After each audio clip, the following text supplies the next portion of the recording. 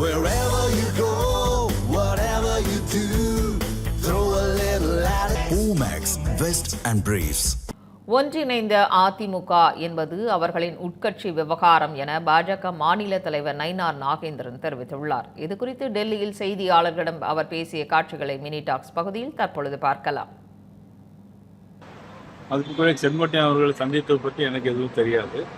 ஆனால் அதே நேரத்தில் இன்றைக்கு அந்த பதவியேற்பு விழாவில் நாங்கள் திரு உள்துறை அமைச்சர் அமித்ஷா அவர்களை சந்திப்பை சேர்ந்தது யதார்த்தமாக எங்களுடைய நிலைமைகள் எப்படி இருக்கீங்க அப்படிங்கிற மாதிரி ஒரு சந்திப்பை செய்துட்டு வந்திருக்கிறோம்.